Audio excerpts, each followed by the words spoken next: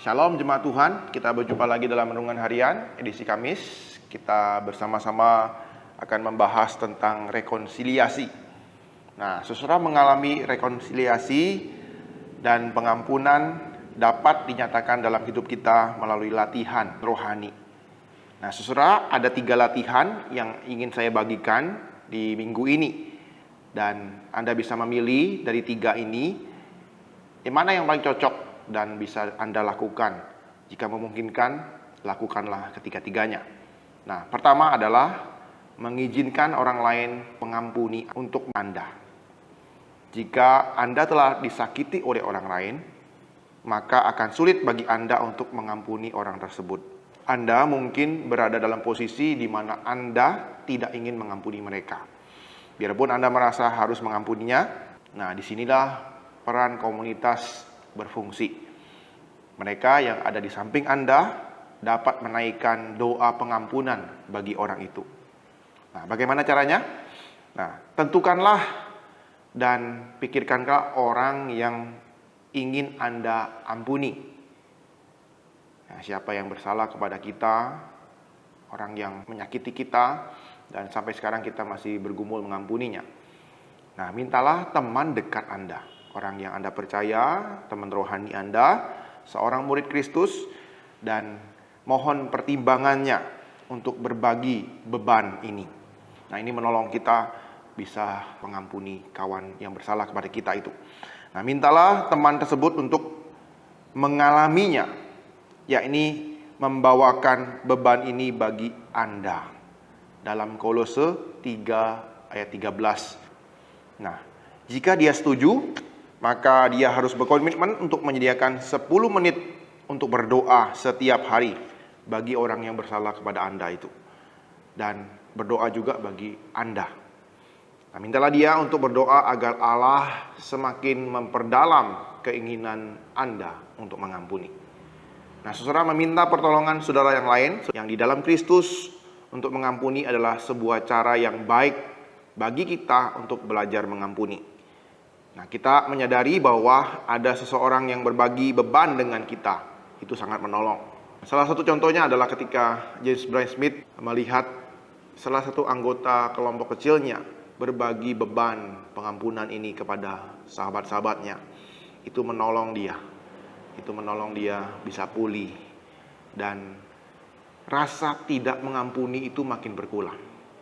Dan kerinduan untuk mengampuni itu semakin bertambah. Itu fungsinya kita berbagi beban ini. Itu yang pertama, Bapak Saudara.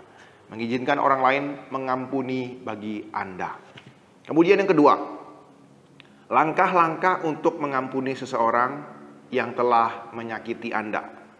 Nah, mungkin Anda sudah siap mengampuni orang lain. Jika iya, mari kita ambil beberapa langkah untuk menolong proses tersebut. Yang pertama adalah kita harus mengerti identitas kita. Kunci untuk mengampuni adalah menyadari bahwa kita sudah diampuni oleh Allah. Kesadaran ini akan mendorong kita merenungkan secara mendalam ayat-ayat firman Tuhan yang menyatakan bahwa Anda sudah diampuni. Cobalah untuk menghafal dan merenungkan ayat tersebut. Perenungan ini sebuah pernyataan luar biasa tentang identitas kita yang baru. Nah, mari kita baca satu bagian firman Tuhan. Jadi siapa yang ada di dalam Kristus, ia adalah ciptaan baru. Yang lama sudah berlalu, sesungguhnya yang baru sudah datang. Dan semua ini dari Allah, yang dengan perantaraan Kristus telah mendamaikan kita dengan dirinya sendiri, dan yang telah mempercayakan pelayanan pendamaian itu kepada kami. Sebab Allah mendamaikan dunia dengan dirinya oleh Kristus, dengan tidak memperhitungkan pelanggaran mereka. Ia telah mempercayakan berita pendamaian itu kepada kami. Jadi kita terus memahami dan mengingatkan bahwa kita adalah orang yang sudah diampuni oleh Tuhan. Itu yang pertama. Kemudian yang kedua adalah, langkah kedua, perspektif kita. Nah, kita akan merasa tertolong ketika kita mendoakan orang yang ingin kita ampuni. Doa biasanya membuat kita bisa tersadar akan keadaan ataupun situasi yang dihadapi orang tersebut. Nah, seringkali kita mendapatkan pemahaman baru mengenai diri dan situasi orang tersebut berkat bimbingan Roh Kudus. Salah satu frasa terbaik yang dapat Anda renungkan adalah, orang yang tersakiti akan menyakiti orang lain. Jadi, orang yang menyakiti kita itu juga orang yang tersakiti oleh orang lain. Kita mencoba mengerti hal itu. Orang yang tersakiti itu punya latar belakang disakiti juga, korban juga. Cara nggak sadar dia bisa balas kepada orang lain. Seperti itu. Nah, frasa ini adalah sebuah kebenaran universal. Orang yang suka menyakiti orang lain adalah mereka yang juga tersakiti. James Bryan Smith menyaksikan bahwa dia pernah tersakiti ketika orang kawan-kawannya itu berbicara tentang dia, tentang dirinya itu di belakang dia. Jadi ketika Smith tidak hadir, Smith menghabiskan waktu 2 bulan untuk memikirkan cara balas dendam. Dia menyusun perbincangan yang menurut saya membuat orang itu menangis karena retorika saya. Jadi menggunakan khotbah seperti itu ya. Lalu kemudian Smith memutuskan bahwa ada cara yang terbaik, yaitu mulai mendoakan orang tersebut. Ya, meminta Allah memberikan pemahaman mengenai situasi yang orang itu hadapi. Tidak lama kemudian ia bertemu dengan seseorang yang tahu pergumulan orang yang gosip itu. Dia punya pergumulan dan akhirnya dia tidak jadi balas dendam. Dia tahu kondisi latar belakang orang tersebut.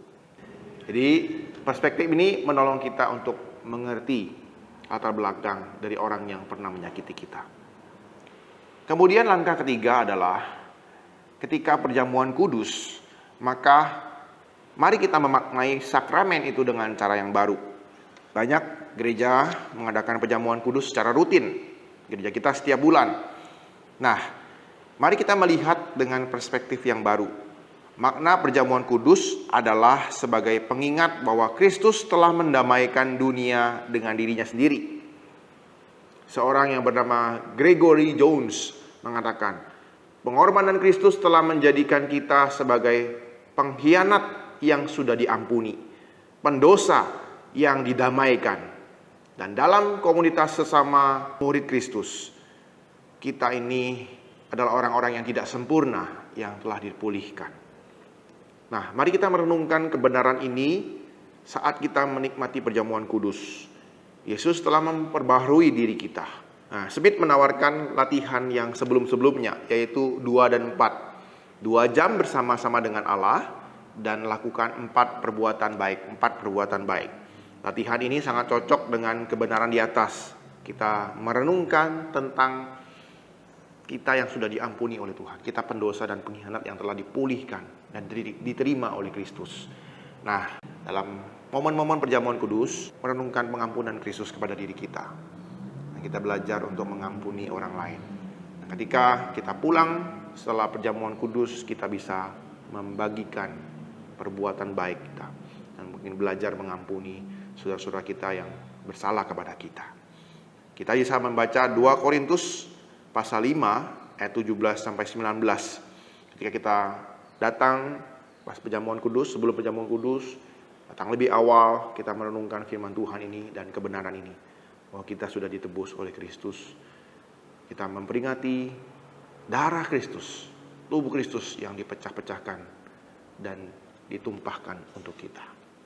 Nah, kiranya 3 hal ini, 3 langkah pengampunan ini, pemulihan dan rekonsiliasi ini boleh menolong kita semua.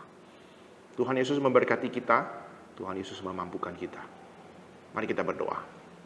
Tuhan, kami bersyukur buat langkah-langkah yang telah diberikan kepada kami untuk kami belajar mengampuni dan menjadi komunitas yang mendamaikan Tuhan. Tolong kami mempraktekkannya Tuhan, melakukannya. Mampukan kami, berikan kami hati yang luas, berikan kami kemauan Tuhan untuk melakukan hal ini. Dan akhirnya kami bisa menjadi anak-anak-Mu yang rela mengampuni orang yang bersalah kepada kami. Karena Tuhan telah lebih dahulu mengampuni kami. Terima kasih Tuhan Yesus, kami menyerahkan kehidupan kami sepanjang hari ini ke dalam tangan kuasa-Mu. dalam namamu. Kami ucap syukur dan berdoa. Amin.